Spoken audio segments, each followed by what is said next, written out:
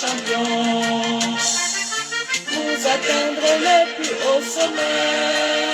Faites ainsi flotter le drapeau camerounais.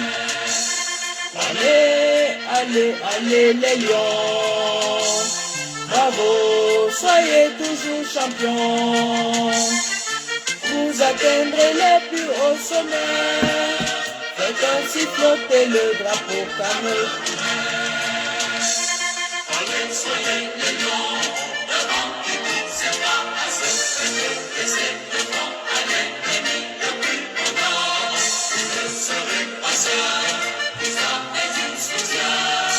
Le peuple par la forme de son président.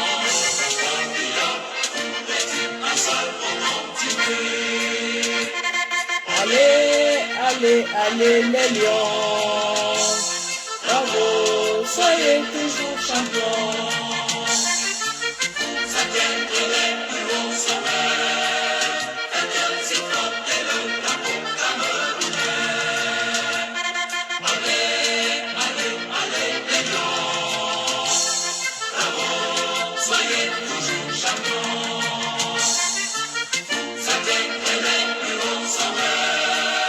Faites ainsi flotter le drapeau camerounais.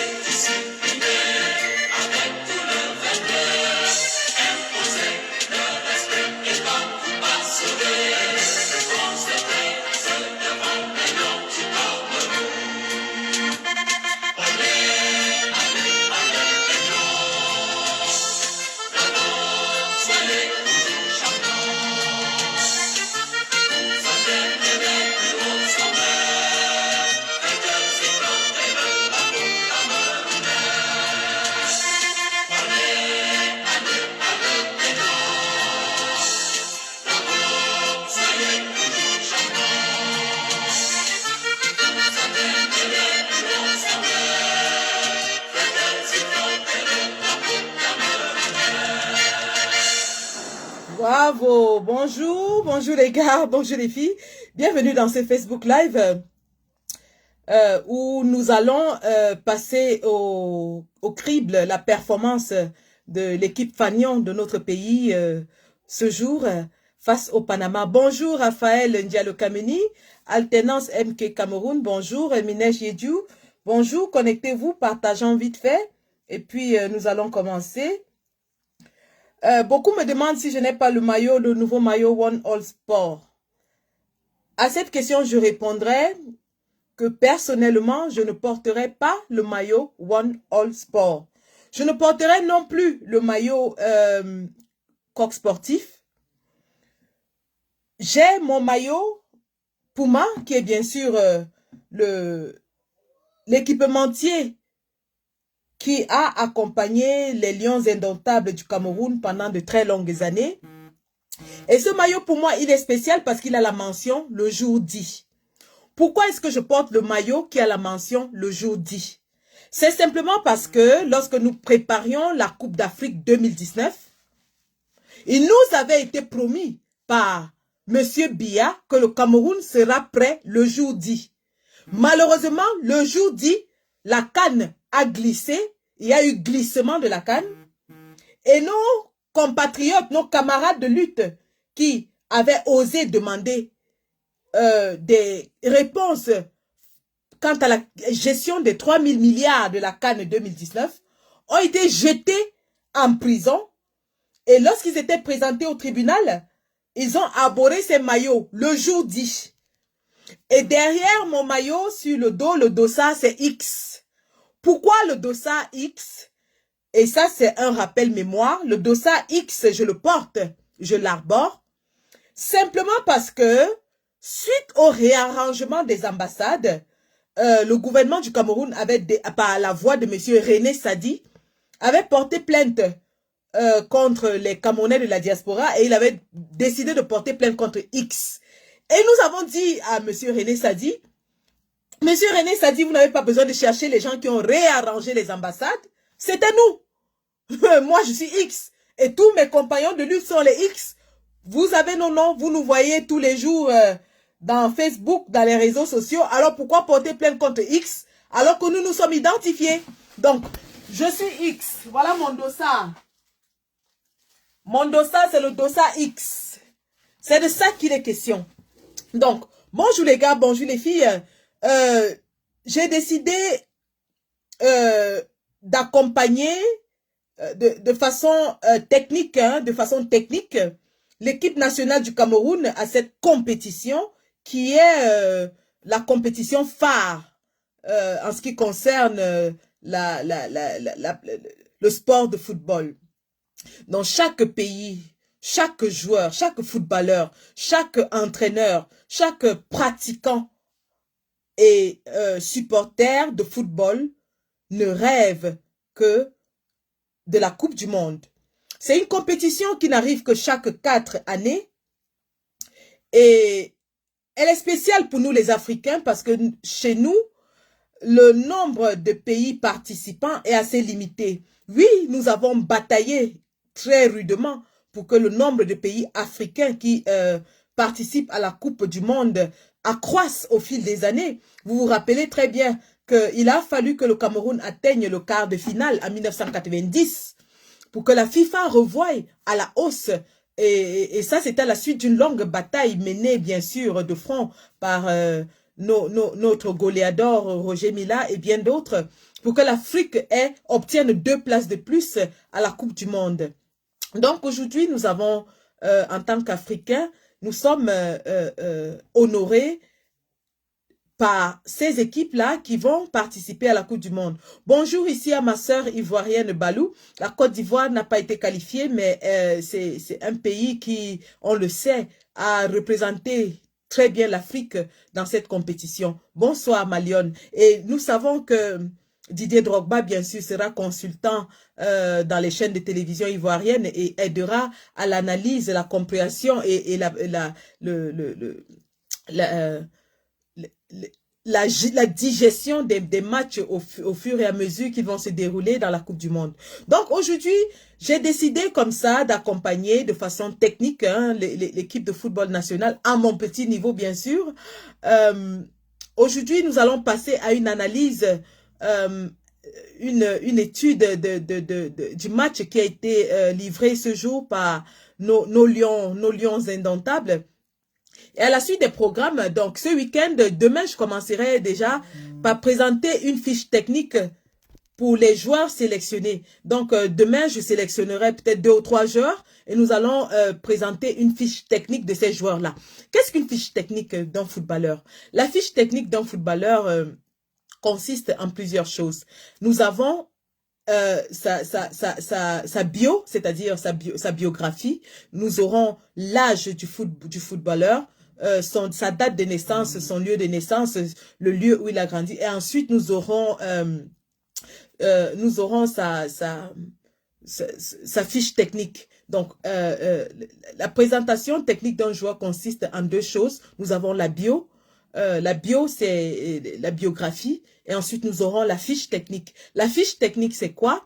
La fiche technique, c'est ça constitue du parcours du joueur. C'est-à-dire où il a été formé, où est-ce qu'il a commencé à jouer, où est-ce qu'il joue en ce moment, quelle est sa performance pendant la saison, combien de buts il a marqué, quel est son palmarès. Donc, c'est ça la fiche technique du joueur. Et la fiche technique aussi constitue aux capacités et aux habilités physiques et techniques du joueur. Donc, quel est son positionnement favori sur le terrain, quels sont ses partenaires préférés. Donc, nous allons choisir comme ça, tout au long de la compétition, ils sont 26, nous allons passer dans le crible tous les 26 et nous allons commencer à faire la bio de chaque joueur, 2 à 3 joueurs par semaine, ou alors par semaine c'est un peu trop, disons chaque 2-3 jours, nous allons à faire la fiche technique de 2 ou 3 joueurs. C'est de ça qu'il s'agit. Donc, nous allons aujourd'hui parler du match Cameroun-Panama. Le match Cameroun-Panama qui s'est déroulé aujourd'hui au Qatar, parce que vous savez que les Lions indomptables sont déjà arrivés au Qatar avec la délégation camerounaise. Ils sont arrivés au Qatar et donc le match qui s'est joué aujourd'hui, en fait, est le dernier match amical livré par l'équipe nationale du Cameroun avant le début de la compétition qui commence ce week-end à Doha, au Qatar. Donc, c'était notre dernier match. Et donc, l'occasion aussi pour l'entraîneur et le sélectionneur de faire les derniers réglages, d'avoir une idée de son équipe type, hein, et aussi de faire ce qu'on appelle en anglais le showcase. Le showcase, c'est quoi? C'est juste la démonstration. C'est-à-dire une occasion parfaite, hein, de faire rouler les effectifs, de faire jouer tout le monde, de donner un peu de temps de jeu à chacun, de les mettre dans les conditions de compétition. Donc, en fait, c'est à ça que sert les matchs de préparation. Et en effet, le dernier match de préparation, normalement, devrait être utilisé comme un outil pour le staff technique de faire les derniers réglages. Je salue comme ça au passage Sankara Suarez qui est là, Maman Justine Boukam qui est là, Pierre Ngou, bonsoir à vous. Aujourd'hui, nous parlons football, hein, nous parlons football, purement et techniquement football. Donc, oui, le combat, nous le menons, mais il n'en demeure moins que nous sommes des Camerounais. Malgré toutes les remontrances que nous pouvons avoir, nous sommes avant tout Camerounais et nous ne pouvons nous empêcher d'avoir le cœur qui vibre lorsque le drapeau de notre pays est hissé quelque part, où que ce soit et quelle que soit la discipline, c'est de ça qu'il s'agit. Et donc aujourd'hui, en tant que passionné de football, mais aussi en tant que quelqu'un qui a un tout petit peu de connaissances en matière footballistique, nous avons décidé de faire cette analyse technique-là. Donc, ce match était donc sous l'augure déjà la préparation finale pour la phase qui commence. Je vous rappelle, hein, attendez que je vous dise les échéances des matchs des Lions indomptables au Qatar. Donc, les Lions indomptables entrent en compétition le jeudi 24 novembre contre la Suisse à 10 h. Dans le premier match des Lions, ce sera jeudi à 10 h, jeudi 24 contre la Suisse. L'entraîneur Rigobert Song a encore le temps de faire les réglages qu'il faut, hein, de trouver l'équipe qu'il faudra contre cette équipe de Suisse. Ensuite, le prochain match ce sera le 28 novembre contre la Serbie. La Serbie est une équipe complètement différente de la Suisse. On sait tous que les pays des Balkans sont hautement techniques, jouent balle au sol et gardent la balle au pied. Donc ce sera un match complètement différent. Il faudra que l'entraîneur puisse trouver les réglages qu'il faut pour faire face à cette équipe de Serbie. N'oublions pas que le Cameroun a déjà affronté la Serbie par le passé. Ensuite, on aura le Brésil, qui est aussi un adversaire de choix. Et ce sera le dernier match de poule, vendredi le 2 décembre, Cameroun-Brésil à 10 h. Et donc, sur le plan purement environnemental, nous avons vu aujourd'hui toutes les deux équipes qui ont souffert de la chaleur immense qu'il y a au Qatar. Et d'ailleurs, il y a eu une pause hydratation. Donc, l'arbitre a été obligé de donner une pause aux deux équipes pour aller s'hydrater. Ce ne sera pas la même chose pendant la compétition parce que le Qatar a équipé ses stades, les stades qui sont dédiés à la compétition de climatisation. Donc, les Lions vont évoluer dans un stade climatisé, mais l'heure du match sera sensiblement la même, dont les conditions météorologiques seront sensiblement les mêmes. Ils ont eu le temps de s'acclimater, ils auront quelques jours encore pour s'acclimater à l'environnement qatari. Donc, c'est de ça qu'il est question. Donc, voilà, nous avons les 3 prochaines échéances qui attendent les Lions indomptables. Nous avons jeudi le 24 novembre contre la Suisse.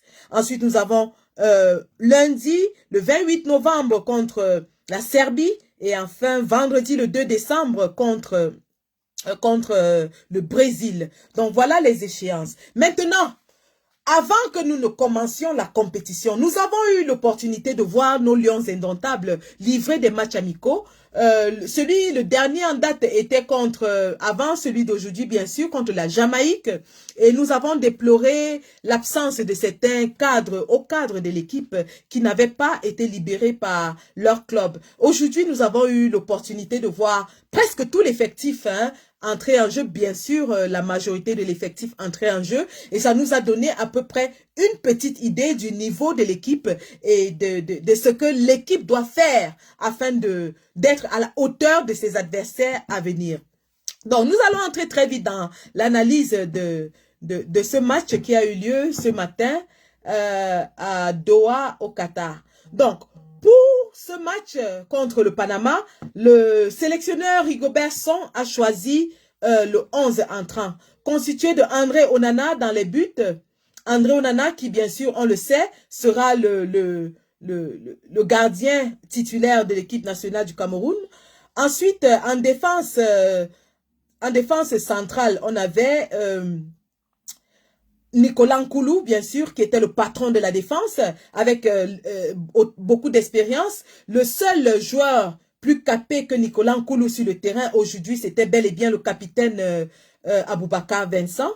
Ensuite, nous avons Castelletto sur le côté aussi, en défense centrale, avec Nicolas Nkoulou. Et sur le côté gauche, on avait Nouhou Tolo. Et sur le côté droit, on avait Faye Collins. En milieu défensif, on avait Ncham. Et nous avions Zamboanguissa, qui était aussi au milieu du terrain, qui jouait en relais avec Karl Tokwe-Kambi sur la gauche. On avait Koundé Wongla qui, bien sûr, était au milieu du terrain et qui, bien sûr, faisait le relais sur la droite avec Bemo. Bemo qui, bien sûr, était chargé d'alimenter les ballons à l'attaquant central qui est Vincent Aboubakar. Donc, voilà le 11 entrant. Et lorsque nous avons vu ce 11 entrant, on s'est dit, normalement, l'entraîneur-sélectionneur, dans ce genre de situation, nous montre en fait sur la charnière centrale de sa sélection.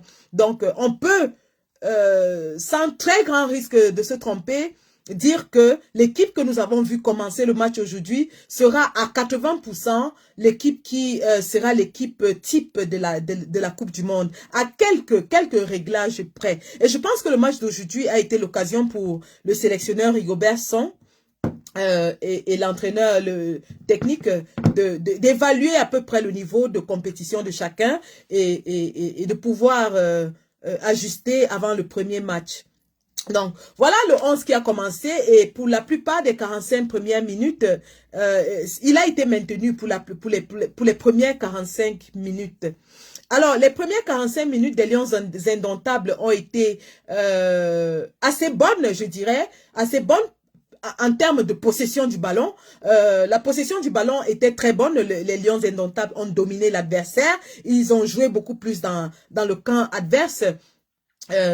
Ils ont contrôlé le ballon, ils ont effectué beaucoup de passes. On a vu du jeu en triangle. On a vu chaque fois qu'il y avait le porteur du ballon, 2 ou 3 joueurs qui étaient autour de lui pour demander le ballon. Et ça, c'est une très bonne chose. Ça montre que les techniques, les instructions du coach lors des entraînements sont respectées. Effectivement, vous le savez, en termes de football, lorsque un joueur, le football moderne aujourd'hui se joue en triangle. Ça veut dire que lorsqu'un joueur porte le ballon, il doit avoir un minimum de 2 options autour de lui. Ça veut dire que le jeu en triangle. Je porte le ballon, j'ai 2 joueurs, 2 de mes coéquipiers minimum autour de moi à qui je peux passer le ballon. Nous avons vu le nombre de passes qui n'était pas mal. Nous avons vu des joueurs avec un esprit offensif qui allaient vers l'adversaire. On n'a pas vu les Lions reculer en première mi-temps. Ils ont été assez offensifs. Ils ont joué dans le camp adverse pour la plupart du temps.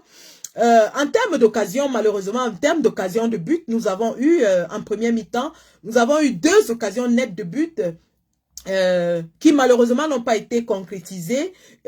Aboubakar Vincent, évidemment, qui est passé à côté de la lucarne, et une autre occasion qui a été arrêtée par le gardien panaméen. Vous allez m'excuser, je ne maîtrise pas l'effectif panaméen, parce que le Panama, c'est pas une équipe qui est assez réputée sur le plan du football. Mais nous savons tout de même que le Panama, étant situé dans l'Amérique l'Amérique du Nord, participe à ce championnat-là et donc joue contre des adversaires tels que le Mexique, contre les États-Unis, le Canada, ainsi de suite. Donc, en termes de choix d'adversaires, ce n'était pas un mauvais choix, je dirais. Ce n'était pas un mauvais choix parce que le Cameroun jouera un pays de l'Amérique qui est le Brésil. Même si le style de jeu est un tout petit peu différent, ça nous donne une certaine jauge pour pouvoir savoir à quel niveau se trouve notre équipe nationale.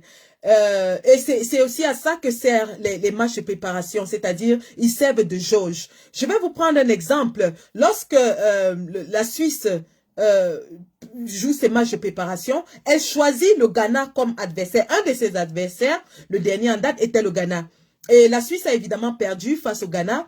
Ce qui a fait dire à plusieurs que si la Suisse a perdu face au Ghana, c'est que la Suisse peut perdre face au Cameroun. Ce qui n'est pas faux, ça il faut le noter. La Suisse a perdu face au Ghana, la Suisse peut perdre face au Cameroun. Lorsque on se met sur un terrain de football, les chances sont égales en termes réels. On peut avoir un avantage sur le papier, mais en termes réels, les chances sont égales. Donc, lorsque nos lions indomptables s'en vont à cette compétition, sur le papier, ils ne sont peut-être pas les favoris, mais en termes réels, tout peut arriver. Tout peut arriver. Il peut y avoir des blessures, il peut y avoir des cartons, il peut y avoir même des joueurs qui prennent conscience de l'importance de la compétition et nous livrent des matchs tels qu'on n'en a jamais vu. Et ça nous est déjà arrivé lors de la Coupe du Monde 1990 où le Cameroun n'était pas attendu. Le Cameroun n'était pas du tout attendu. Et on avait dans notre poule le champion du monde en titre qui était l'Argentine avec Diego Armando Maradona, El Pibe de Oro. Et nos joueurs ont livré une performance qui n'était attendue de personne. Donc, sur le papier, oui, le Cameroun peut être le défavori du groupe, mais en termes réels, ces garçons jouent dans les championnats auxquels participent les plus grands joueurs au monde. Ces garçons jouent dans les clubs les plus compétitifs au monde. Il n'y a pas de raison pour que les performances qu'ils produisent en club, qu'ils ne soient pas en mesure de les reproduire en équipe nationale. En théorie, ça devrait être la même chose. Maintenant, en pratique, c'est vrai que les conditions sont différentes, on ne sait jamais. Nous avons décrié l'ambiance qui a régné autour des Lions indomptables, ça peut être un facteur. Mais nous prions nos joueurs de rester les professionnels qu'ils sont. Parce qu'avant d'être des joueurs de l'équipe nationale, ce sont d'abord des footballeurs professionnels. Ce sont des footballeurs professionnels. Ça veut dire des gens qui jouent au football pour gagner leur vie. Et lorsqu'on fait quelque chose pour gagner sa vie, on ne s'amuse pas avec ça. Ça veut dire que lorsque je vais à mon lieu de service, si mon boss, mon patron me dit le travail commence à 7 heures, je dois être là à 7 heures du matin. Donc, les joueurs camerounais, comme tous les autres footballeurs, sont des professionnels. Et c'est des gens qui jouent au football pour gagner leur vie. C'est des garçons qui jouent dans les plus grands championnats au monde, qui jouent dans les plus grandes équipes au monde. Donc, il n'y a pas de raison pour que, par exemple, Choupo-Moting, qui est l'un des meilleurs buteurs du championnat allemand avec le Bayern de Munich, ne puisse pas marquer les mêmes buts avec l'équipe nationale du Cameroun. Il n'y en a pas. Il n'y a pas de raison. Il n'y a pas de raison pour que André Onana ne nous donne pas les mêmes performances. Donc, sur la base, ces garçons sont capables de nous donner des performances exceptionnelles. Donc, partant sur cette base et uniquement sur cette base, je dirais, oui, nous avons une bonne équipe. Nous avons une bonne équipe. Bien sûr qu'il y a des manquements, bien sûr qu'il y a des réglages à faire. Mais à la base, nous avons une bonne équipe. Maintenant, c'est à l'équipe technique, à l'encadrement qu'il faut préparer ces garçons pour qu'ils soient à la hauteur de la compétition. Et c'est pour ça qu'il y a la phase préparatoire. Je vais aussi vous faire une autre remarque avant d'entrer techniquement dans l'analyse du match d'aujourd'hui. Remarquez une chose. L'équipe nationale du Cameroun que nous avons vue aujourd'hui, parmi les 26 qui ont été retenus pour la Coupe du Monde, il y a une grande majorité des enfants qui sont issus de la diaspora. Remarquez bien, il y a une très grande majorité des enfants qui sont issus de la diaspora. Ça veut dire quoi? Ça veut dire que il y a 15 ans, des Camerounais sont partis du Cameroun et ils sont allés s'installer en Europe. Il y a 20 ans, même 25 ans, des Camerounais ont quitté le Cameroun, ils sont venus s'installer en Europe. Ils ont fait des enfants en Europe, avec des Européens, avec des Africains, ainsi de suite. Et ce sont ces enfants-là qui sont nés en Europe, qui ont fait la formation en Europe, qui jouent dans les clubs européens. Ce sont eux aujourd'hui qui remplissent l'équipe nationale. Et ça, c'est un détail très, très important. Non seulement pour nous, mais surtout pour ceux qui nous dirigent. Pour ceux qui nous dirigent, parce que s'ils essayent de regarder un peu la projection, ils verront que la diaspora s'est immiscée, est déjà dans l'équipe nationale de football. Alors, pour ces raisons, ils devraient être interpellés par les réclamations de la diaspora. Ils devraient à tout prix être interpellés par les réclamations de la diaspora. Lorsqu'on regarde l'équipe nationale du Cameroun, à l'époque, il y a peut-être de cela 10 ans, il y avait au trop un enfant métis dans l'équipe nationale. Il y avait au trop un enfant qu'on appelait un cana et tout ça. On lui donnait des petits noms. Aujourd'hui, nous avons au minimum 6-7 enfants issus de la diaspora. Il y a ce qu'on appelle l'évolution dans la sociologie des peuples. Remarquez aussi, ça se passe partout, hein. Regardez l'équipe de la France. L'équipe de la France aujourd'hui, l'équipe nationale de France, est constituée en majorité des enfants issus de l'immigration en France. Aujourd'hui, lorsque vous... D'ailleurs, beaucoup se sont amusés à l'appeler l'équipe africaine de France. Parce qu'aujourd'hui, l'équipe nationale de France est constituée en majorité des Africains, des enfants descendants de l'immigration.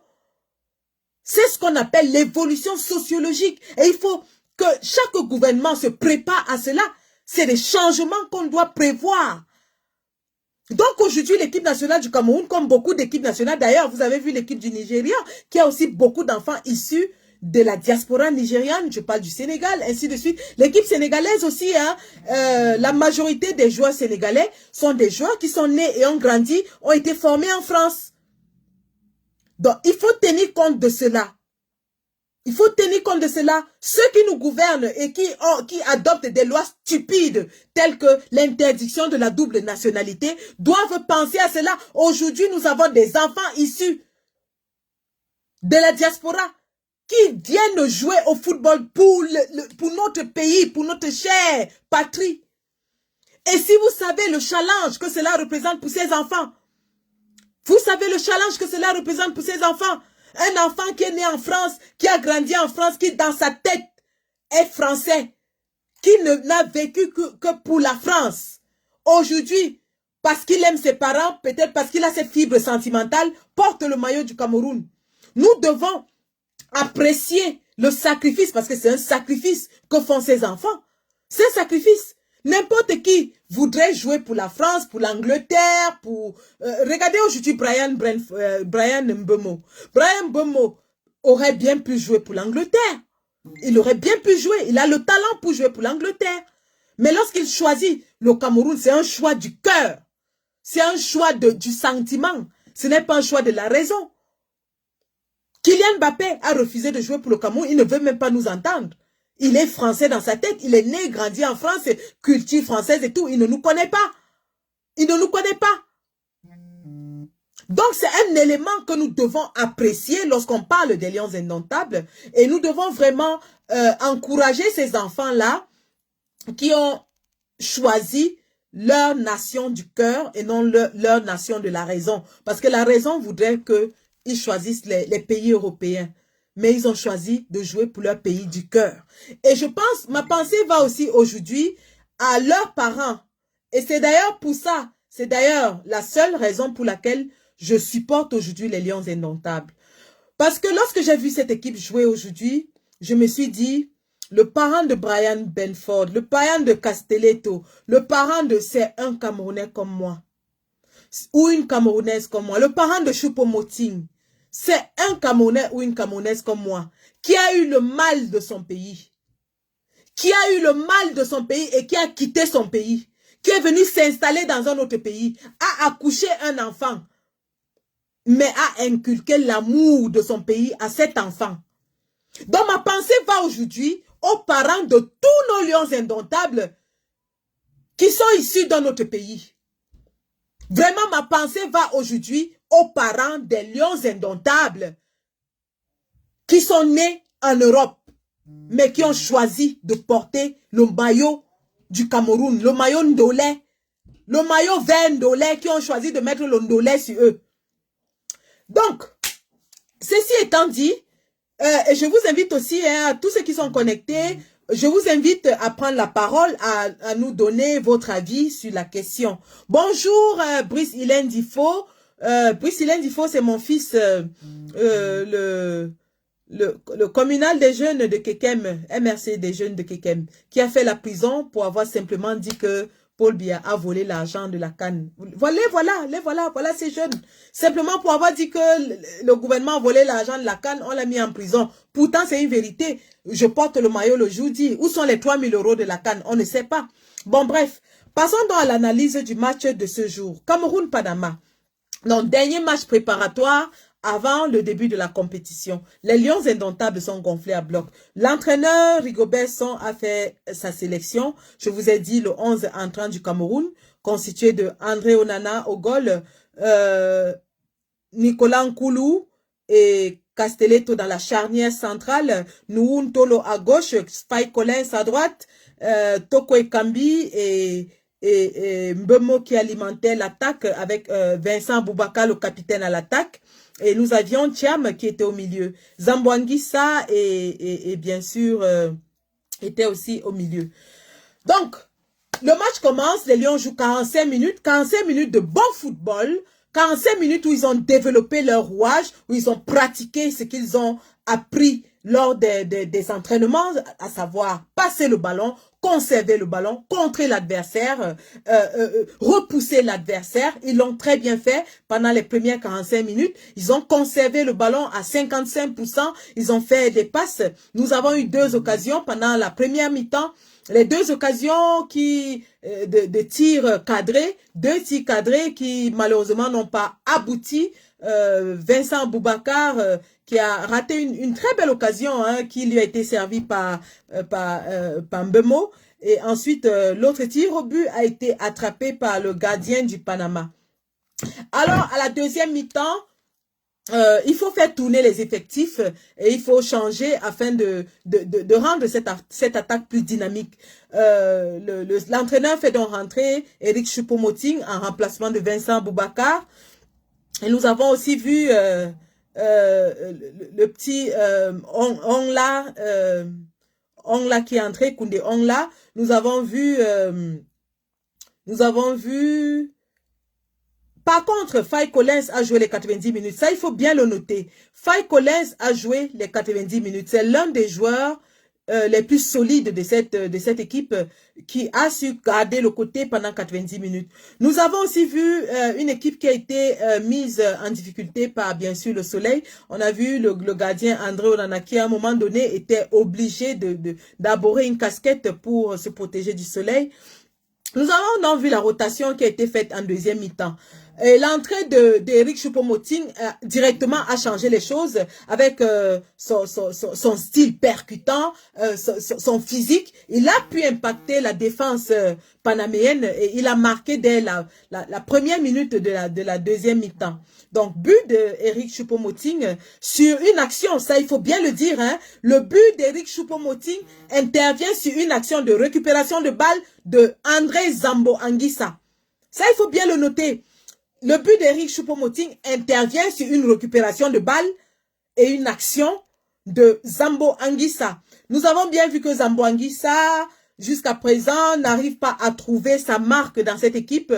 Pour une raison ou pour une autre, mentalement, il n'y est pas. Il n'y est pas.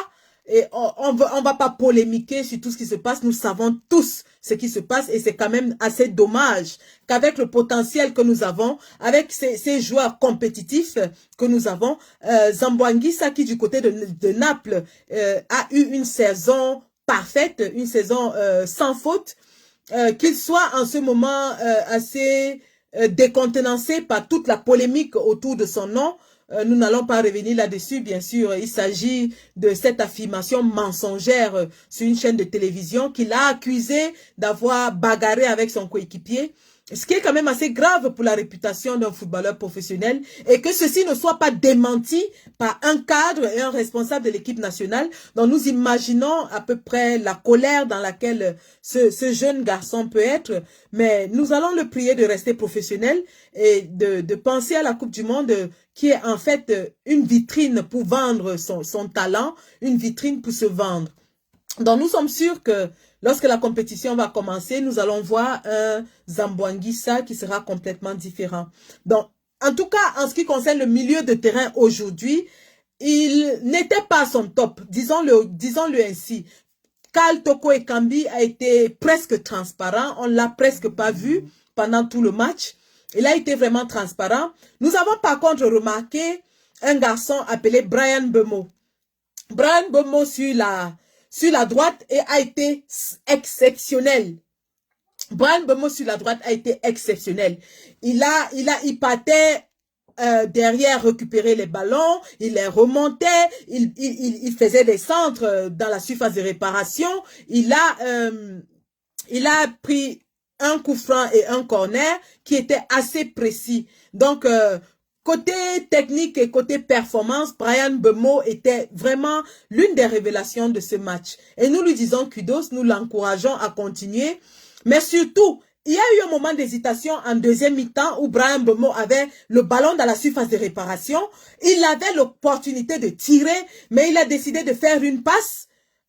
Malheureusement, ça a donné le temps à l'adversaire de se regrouper et le but n'a pas pu être concrétisé. Donc, ce sera une leçon. Chaque joueur, surtout en termes de Coupe du Monde, doit apprendre à saisir les opportunités qui se présentent à lui. Nous avons l'obligation de concrétiser toutes les occasions qui vont se présenter, hein, parce qu'au final, si on ne marque pas de but, nous allons en encaisser. Et c'est ce qu'on a vu aujourd'hui. Nous avons marqué un but, l'équipe s'est un peu repliée et ensuite derrière, nous avons encaissé un but. Ce qui me ramène maintenant à parler de la performance du gardien André Onana. En première mi-temps, nous avons vu 3 arrêts très décisifs du gardien de but. Des arrêts qui ont vraiment rassuré sur sa forme, mais aussi sur son état d'esprit qui est celle d'un joueur, d'un coéquipier à sa défense. Si André Onana a eu à intervenir plus de 3 fois en première mi-temps pour arrêter les tirs panaméens qui étaient assez pointus, hein, ça il faut le dire. C'est simplement parce que la défense camerounaise a été défaillante. La défense camerounaise est le compartiment qui inquiète le plus en ce moment. Oui, le milieu du terrain est un peu quelconque, mais on peut le travailler, on va le travailler. On sait qu'on a des garçons qui ont de la qualité au milieu du terrain. On a Karl Toko Ekambi qui peut exploser à tout moment. Et on a Zamboanguissa qui est une perle, qui est une pépite. On le sait, on sait que ces garçons, lorsqu'il y a des grandes compétitions, ils peuvent élever leur jeu au niveau de la compétition. Maintenant, en ce qui concerne la défense, et c'est là où c'est le compartiment qui a le plus inquiété avec l'attaque un tout petit peu. Mais l'attaque a été corrigée en deuxième mi-temps parce que nous avons vu un Cameroun plus offensif, un Cameroun plus incisif, notamment avec le but de Eric Choupo-Moting. Mais nous aimerions voir nos attaquants concrétiser, mettre les ballons au fond du filet. C'est de ça qu'il est question. On a besoin d'un renard des surfaces. On a besoin d'un fixateur de défense qui va aider à cristalliser les défenseurs afin de permettre aux autres joueurs. Parce qu'on a de la qualité dans cette équipe. On a de la qualité. On a vu Bryan Mbeumo. On a un Karl Toko Ekambi. On a besoin de cet attaquant de pointe-là qui va cristalliser les défenses. Et je pense que Eric Choupo-Moting a bien joué ce rôle en deuxième mi-temps. Vincent Boubacar il a besoin de se réveiller un tout petit peu. Nous avons vu l'entrée de Bassogok qui n'était pas convaincante. Bassogok qui est encore un tout petit peu rouillé. Oui, Bassogok est peut-être l'un des joueurs qui a le plus joué dans son équipe en Chine. Il a beaucoup d'heures de match dans ses jambes. Mais sur ce coup, il a été un peu lourd. Sur ce coup, Bassogok manque comment je vais dire, sa machine n'est pas encore bien huilée. Il faut que Bassogok nous montre autre chose. On sait qu'il peut être explosif. On sait que Bassogok a de la vitesse dans ses jambes. Mais est-ce qu'il est assez en forme pour affronter les équipes qui seront nos adversaires pendant la Coupe du Monde? That's the question. Maintenant, revenons à la défense. Parlons de la défense. Donc, nous avons en défense Nicolas Nkoulou, qui évidemment a beaucoup d'expérience, surtout de l'expérience au haut niveau. Nicolas Nkoulou qui a marqué 2 buts avec les Lions Indomptables, et ces buts qui ont été absolument décisifs dans l'histoire des Lions Indomptables, notamment au Gabon, lorsque nous avons remporté la Coupe d'Afrique des Nations, et évidemment contre l'Égypte. Donc, Nicolas Nkoulou, c'est un habitué des compétitions, mais a-t-il la forme, vu son âge, a-t-il la forme pour participer et être titulaire dans cette équipe nationale? Nous avons vu un Nicolas Nkoulou qui a été très en dessous de la performance requise aujourd'hui. Nous avons vu Nouhou Tolo qui était obligé chaque fois de rattraper les erreurs de Nicolas Nkoulou. Nicolas Nkoulou a été mis en difficulté plusieurs fois par les attaquants panaméens. Pourra-t-il tenir face à une attaque assez rapide comme la Suisse? Face à des attaquants tels que les Serbes, on sait que les équipes balkanes jouent un football très rapide, mais surtout un football balle au pied. Les équipes balkanes, les équipes de l'Europe de l'Est jouent surtout avec la balle au pied et gardent le ballon au sol, jouent un football conservateur. Est-ce que Nicolas Nkoulou pourra jouer contre la Serbie? C'est la question fondamentale qu'il faut se poser. Est-ce qu'il sera à la hauteur au vu de sa performance d'aujourd'hui? Au vu de la performance. Nous avons vu un Nicolas Nkoulou qui a été très en difficulté face au Panama. Oui, et le gardien a été obligé à plusieurs reprises de faire des arrêts décisifs. De faire des arrêts très décisifs. Castelletto et Nouhou Tolo étaient obligés de refermer un peu l'axe central. C'est de ça qu'il s'agit. Castelletto et Nouhou Tolo ont essayé de refermer l'axe central. C'est ça. C'est ça. Et oui, tu as raison, le jeune Wo qui est entré tout à l'heure, oui, il a fait une différence énorme en défense lorsqu'il est entré. C'est vrai qu'il lui faut de l'expérience à ce niveau international. Il lui faut. Mais cette expérience, il ne pourra l'acquérir qu'en jouant des matchs de football. Il bénéficiera autour de lui de quelqu'un d'assez expérimenté comme Faye Collins. Faye Collins est l'un des joueurs les plus expérimentés de cette sélection. Donc nous avons un gros souci en défense. Or, tout le monde sait que le Cameroun, la force du Cameroun, c'est toujours la défense. Lorsque nous partons une compétition avec des points d'interrogation sur notre axe qui est le plus fort, qui est la défense, on a des soucis. On a des soucis à ce niveau. On a des soucis. Oui, certains diront, André Onana est un bon gardien, mais à chaque match, il encaisse un but. Mais le premier rempart d'un gardien de but, c'est sa défense. C'est sa défense. Le premier rempart d'un gardien de but, c'est sa défense. Le gardien de but doit pouvoir faire reposer entièrement sur son axe central. Et lorsque les défenseurs latéraux sont obligés de replier pour essayer de refermer l'axe central, ça cause des déficits sur le côté. Et vous avez vu qu'à chaque fois, les incursions panaméennes se faisaient sur le côté. Les incursions panaméennes se faisaient sur le côté. C'est de ça qu'il est question. Donc, l'entraîneur Rigobert Song et le staff technique ont eu le temps aujourd'hui de mettre les cartes sur table et de pouvoir maintenant analyser. Je me dis quand même qu'ils ont eu l'opportunité de voir ces garçons jouer ensemble. Ils ont l'opportunité de savoir quelles sont les combinaisons qui marchent le mieux. Parce que oui, on peut être bon, mais chaque joueur a un autre joueur avec qui il s'entend le mieux. Donc, ils ont eu le temps de former les combinaisons. Surtout en défense, il nous faut une combinaison qui sera Et je pense que la combinaison au milieu du terrain surtout hein, et en attaque va changer en fonction du match. Donc, l'attaque que nous aurons, par exemple, face à la Serbie, ne pourra forcément pas être la même attaque que nous aurons face à la Suisse. Par contre, la charnière centrale doit être solide. Il nous faut vraiment une charnière centrale solide parce que ce soit la Suisse, que ce soit la Serbie, que ce soit le Brésil, ce sont des équipes qui sont très offensives. Ce sont des équipes dont le football est tourné vers l'attaque. Nous devons avoir une charnière centrale assez solide pour pouvoir arrêter ces incursions. Et nous avons vu un changement de tactique du Panama en deuxième mi-temps. Ça, j'espère que tout le monde l'a noté.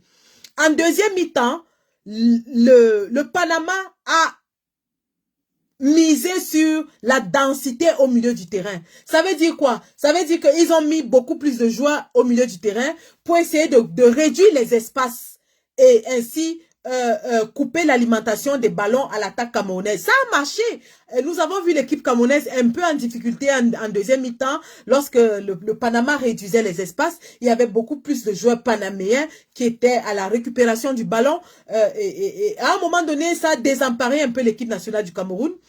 Mais je pense que c'est des réglages qu'ils peuvent aisément faire, c'est-à-dire que lorsque l'adversaire change de tactique et met beaucoup plus de joueurs en densité, en termes de densité au milieu du terrain, nous devons être en mesure de réajuster aussi notre tactique.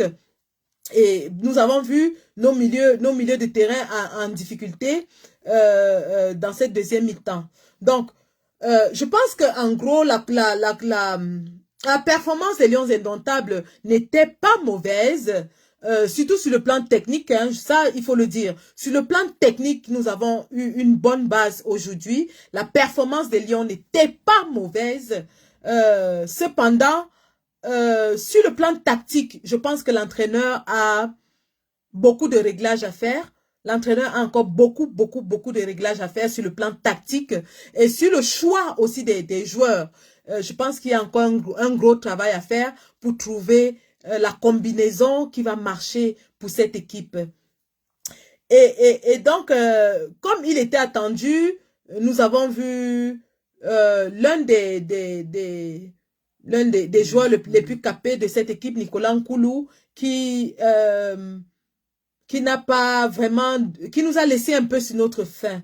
Qui a montré des difficultés physiques et tactiques face à une équipe panaméenne assez moyenne, ça il faut le dire. C'est pas par manque de respect, c'est juste le niveau réel de cette équipe. Hein. Elle est assez moyenne. Mais je dirais quand même que le Panama, comparé à la Jamaïque, le Panama a démontré un football plus technique, ça il faut le dire.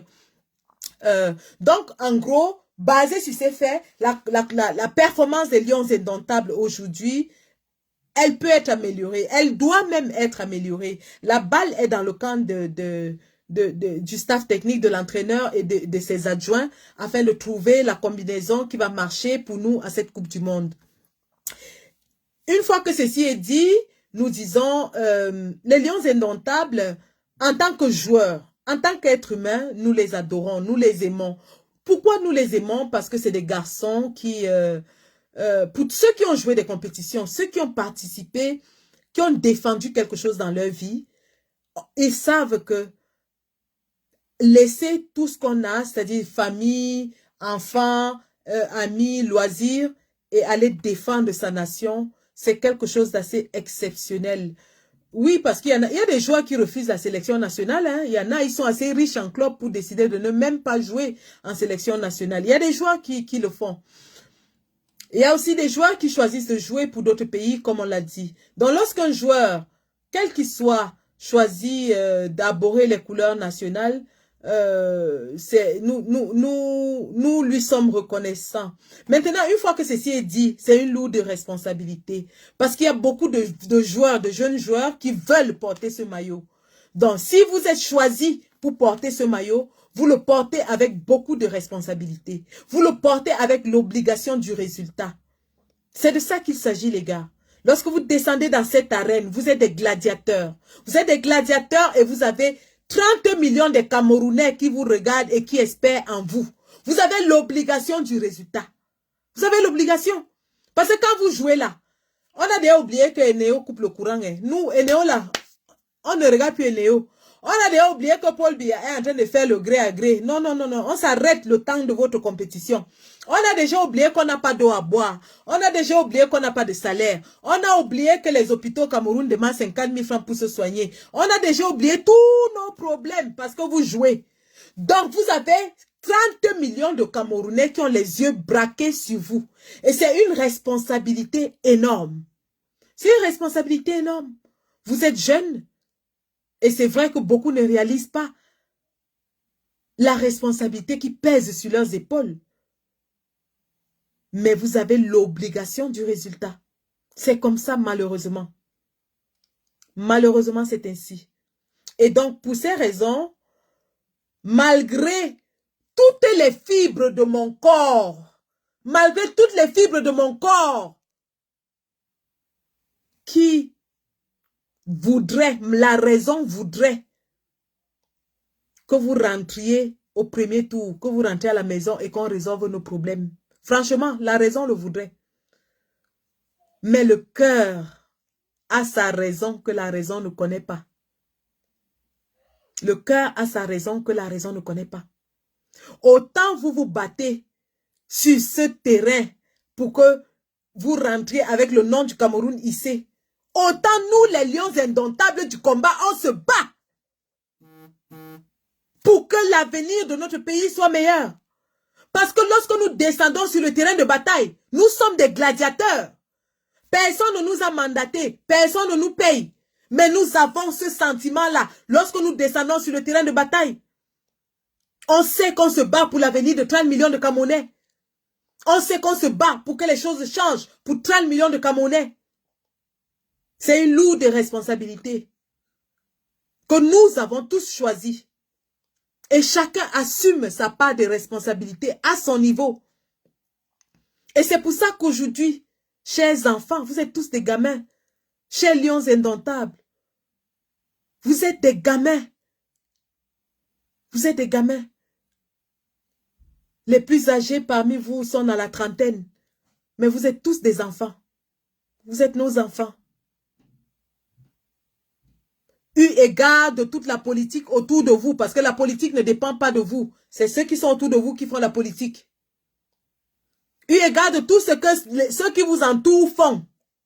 Allez sur le terrain et faites votre job. Allez sur le terrain, faites votre boulot. Le reste, le peuple jugera. Le reste, le peuple jugera. Quand l'heure de lire l'heure va arriver, l'heure sera lue. La lecture de l'heure sera inévitable. Sam Soya va lire l'heure. Ses entraîneurs vont lire l'heure. Quand l'heure de lire l'heure va arriver, ils vont lire l'heure. Et vous n'allez pas lire l'heure avec eux. Ce sont eux qui créent, qui font la politique autour de vous. Les one all machin et les coqs me billes et tout ça, c'est pas votre problème. Vous êtes les soldats.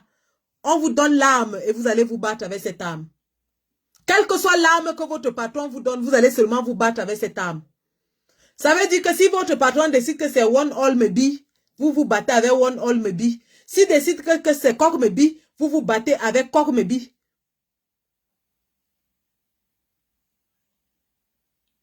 C'est comme l'armée. Quand l'armée va sur le terrain de bataille, elle ne peut utiliser que les armes que le gouvernement a achetées.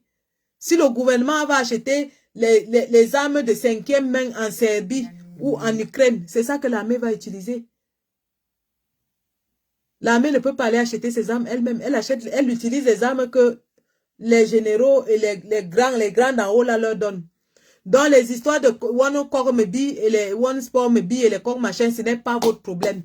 Vous jouez seulement, même si c'est en cabas, quand vous dit de jouer, vous jouez seulement. Vous jouez seulement.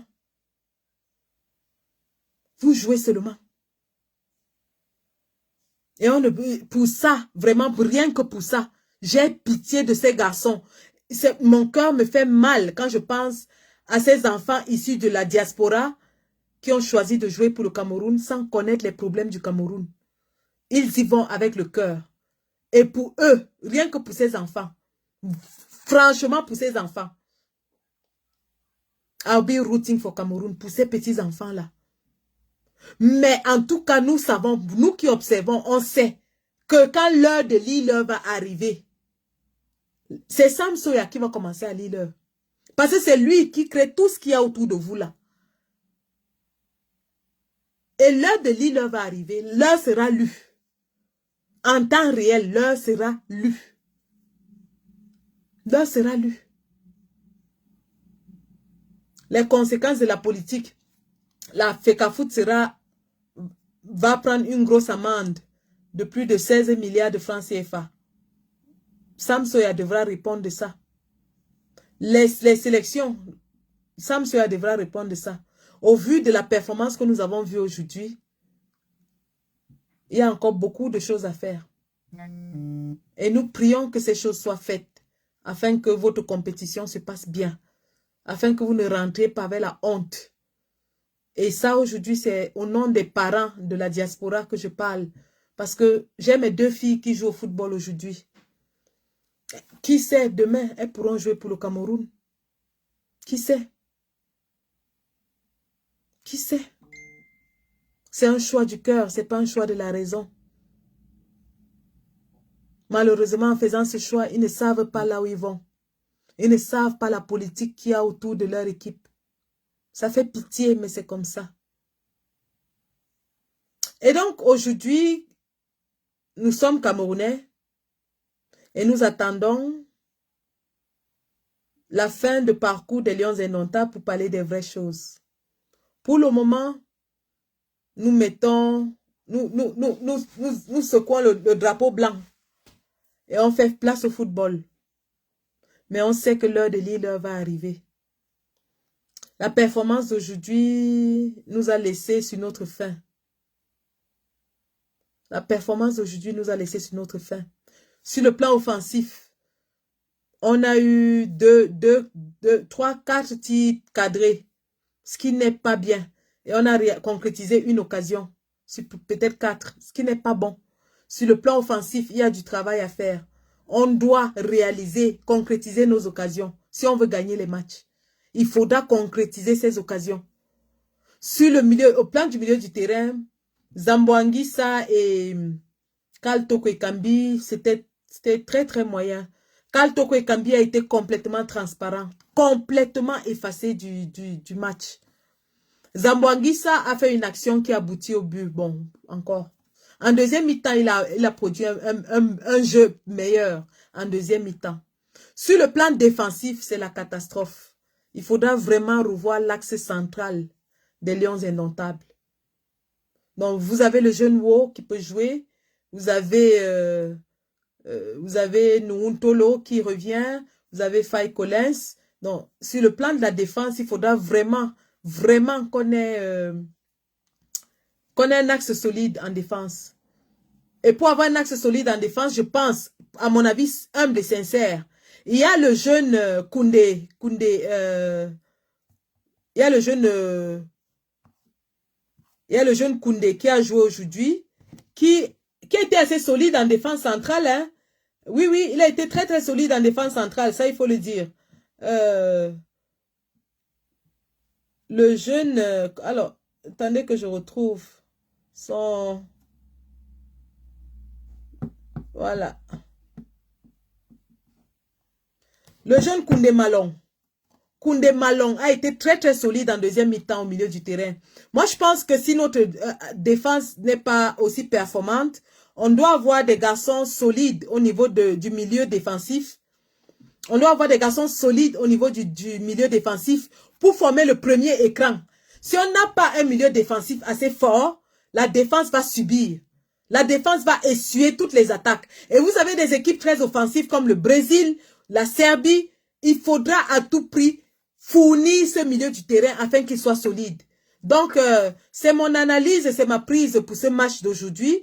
Si quelqu'un veut prendre la parole et donner son avis par rapport au match qui s'est déroulé aujourd'hui du côté de Doha au Qatar, vous êtes les bienvenus.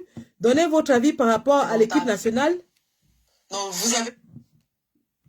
Donnez votre avis par rapport à l'équipe nationale et à sa performance et ce que vous pensez quant à nos futures échéances. L'antenne est Vous êtes les ouverte. bienvenus. Donnez votre avis par rapport à... Non, l'antenne est ouverte, hein. Vous pouvez vous exprimer. Donc, j'attends. Je ne sais pas qui veut s'exprimer là.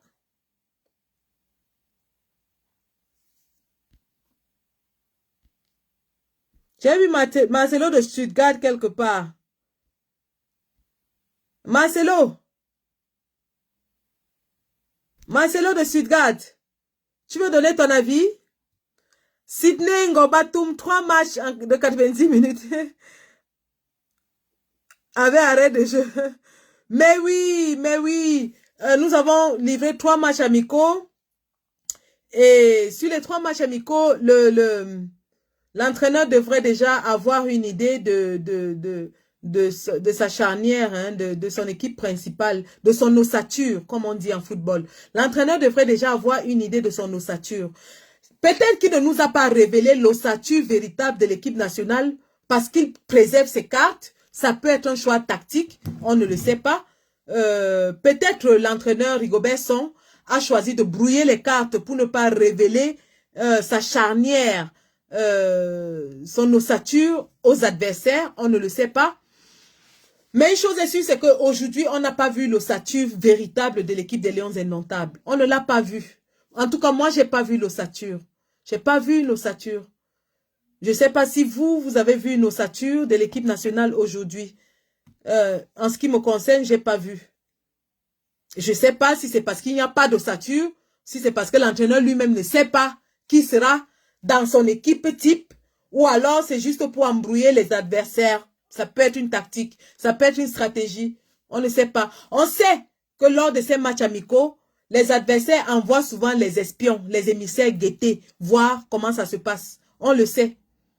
On sait que pendant les matchs amicaux, les adversaires envoient souvent des émissaires épier, guetter et surtout enregistrer les tactiques de l'adversaire. Donc ça peut être une stratégie pour le sélectionneur national Rigobert Song de cacher l'ossature des Lions Indomptables. Mais en ce qui concerne le match préparatoire d'aujourd'hui, nous n'avons pas vu une ossature véritable. Donc, est-ce une stratégie ou alors est-ce une défaillance, un manquement? Seul l'avenir nous le dira. Seuls les prochains matchs. Et le prochain match du Cameroun, ce sera jeudi. Ce sera jeudi contre la Suisse. Ce n'est que lors de ce match qu'on jugera.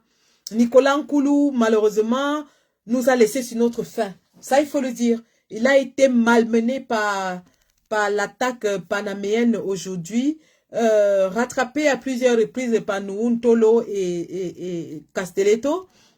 Vous avez Faye Collins qui a fait un match assez bon sur le côté. Faye Collins qui a pu alimenter aussi l'attaque, hein, de temps en temps, il faisait des remontées. Vous avez le garçon Brian Bemo qui a fait un bon match.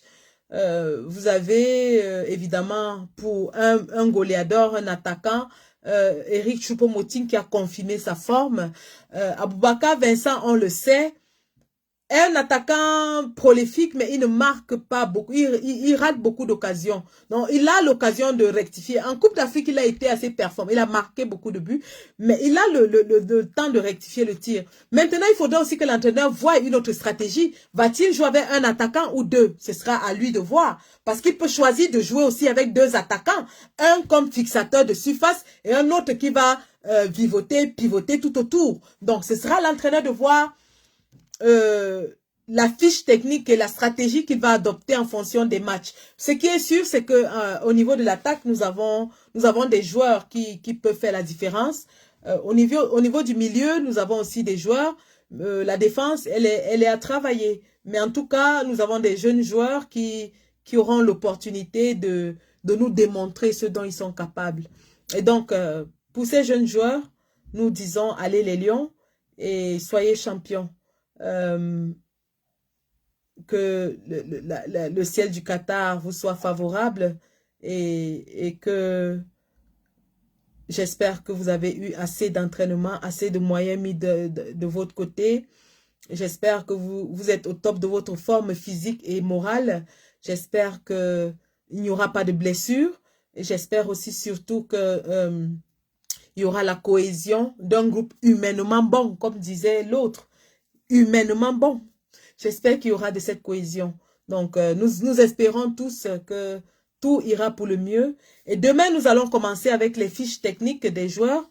Nous allons faire 2 ou 3 fiches techniques. Je pense 3. 3, c'est bon. Nous allons faire 3 fiches techniques demain. On va présenter 3 joueurs, leur biographie et leur palmarès, leur fiche technique. C'est de ça qu'on va parler demain. Donc, s'il n'y a pas d'intervenant, nous allons dire merci d'avoir suivi ce Facebook Live. Le combat continue, hein. Ne croyez pas, hein. Ne croyez pas, surtout pas. Ce n'est pas une distraction. Une Coupe du Monde, c'est quelque chose de temporaire. Ça ne dure pas 10 ans. C'est quelques semaines au plus si nous passons le premier tour. Si nous ne passons pas le premier tour, c'est quelques jours. C'est quelques jours. Si nous ne passons pas le premier tour, c'est quelques jours. Et dès que l'équipe rentre, retour à nos moutons. Ce n'est pas de la distraction, comme certains veulent le dire. Chaque chose a un temps. Et là, c'est le temps de la Coupe du Monde. Donc, nous allons parler Coupe du Monde, nous allons parler football, nous allons parler performance footballistique, nous allons parler footballeur, nous allons parler de cette équipe Fagnon parce que c'est notre équipe, c'est l'équipe du peuple. Donc, voilà. Merci d'avoir suivi ce Facebook Live. S'il n'y a pas d'intervention, et rendez-vous demain matin pour la présentation de la fiche technique des joueurs de l'équipe nationale du Cameroun. Donc, nous allons choisir à la volée 3 ou 4 joueurs que nous allons présenter et nous allons le faire très régulièrement afin de familiariser notre peuple avec ces gladiateurs. Merci d'avoir suivi ce Facebook Live. C'était Sandy Boston, votre lionne indomptable du combat. Tous derrière les lions indomptables. Et que cette compétition nous remplisse de joie. À demain donc, sur cette page, Sandy Boston officielle. Rendez-vous à ne pas manquer demain matin. Merci.